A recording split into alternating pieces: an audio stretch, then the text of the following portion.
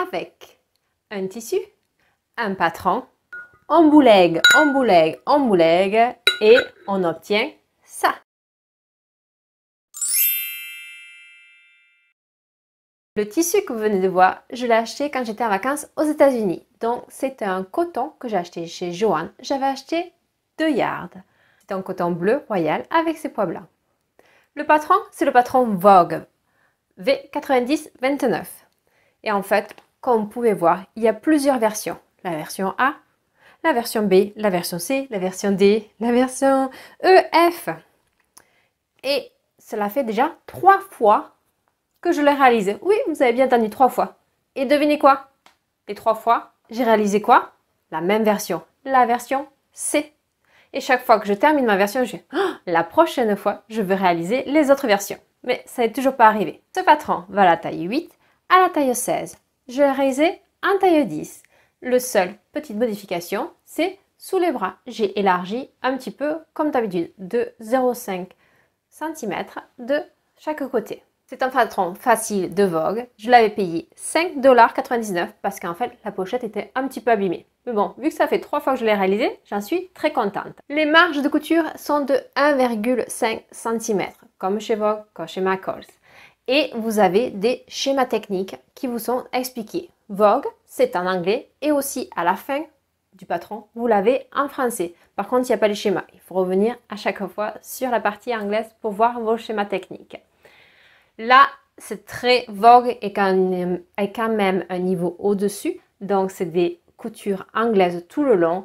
Et là, ça s'est très bien passé. J'ai presque pas surjeté, à part autour des manches.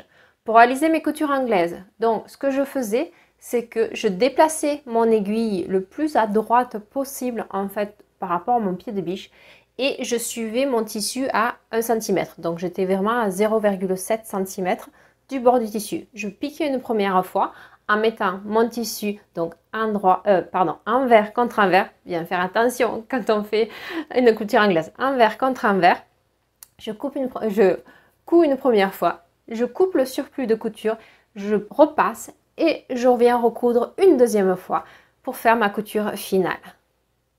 Je n'ai pas de problème que les petits fils dépassent ou quoi que ce soit, vu que vraiment j'ai coupé mon surplus de couture. Pour faire les surpiqûres, pour bien laisser mes coutures anglaises à plat, j'ai pris du fil blanc tout simplement pour que ça ressorte encore plus.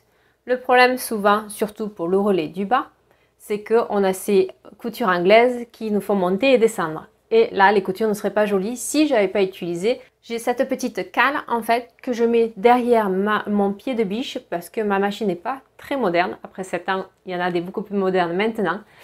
Et pour pouvoir mettre mon pied vraiment à plat et que ça passe les épaisseurs à chaque fois que j'avais une marge de couture pour que je fasse vraiment mes surpiqûres très jolies au même point et qui ne ralentissent pas et que ça fasse des plus petits points, des plus longs points.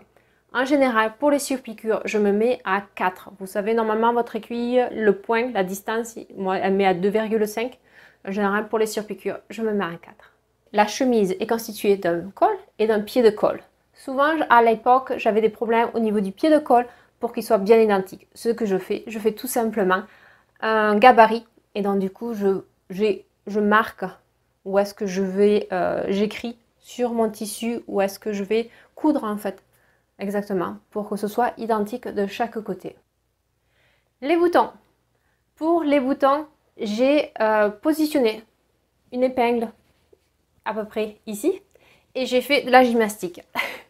Et si je voyais que quand je faisais la gymnastique, on ne voyait rien, donc je me suis dit c'est là que je positionnerai mes boutons.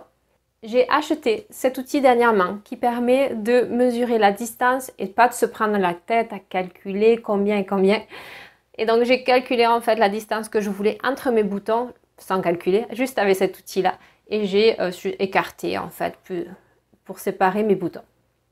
La seule chose que je regrette, que je vous déconseille de faire, c'est que j'ai mis un bouton assez bas, même très bas.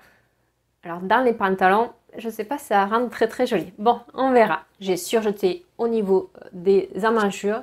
Je ne sais pas si on peut faire une couture anglaise sur les emmanchures, sur le patron, ce n'était pas demandé. Le seul petit problème que j'ai avec ce tissu, et je vous avais demandé sur Instagram et vous m'aviez répondu, c'est que ce tissu déteint énormément, même si je l'ai déjà prélavé, parce que je prélave toujours mes tissus avant de les utiliser. À peine au toucher, j'ai les doigts tout bleus. Alors là, j'ai un peu peur, je vais le faire, donc l'astuce du vinaigre et du sel, du gros sel, je vais faire cette astuce-là, mais j'ai peur que toutes les surpiqûres que j'ai mis en blanc, qui sont jolies, qui vont passer en bleu. C'est dommage, mais bon, c'est comme ça. Donc j'avais envie de vous faire cette vidéo avant de le laver, avant de tester, de savoir si je peux éviter que ce bleu ne me salisse, en fait, que je te revienne à une schtroumpfette. L'encolure, les boutons de manche, avec la fente indéchirable, les petits boutons. Ici, on peut faire de la gymnastique, ça ne s'ouvre pas. Je suis à l'aise ici. Le dos. La longueur est parfaite. Le seul petit regret, c'est ce bouton ici qui est très bas. J'aurais dû ne pas le mettre. Mais bon, le trou était fait, on le laisse. Si vous aimez les petites vidéos comme celle-ci, un patron, un tissu, dites-le moi dans les commentaires, des petits pouces. Et si ce n'est pas encore déjà fait, abonnez-vous. À bientôt, ciao, bisous.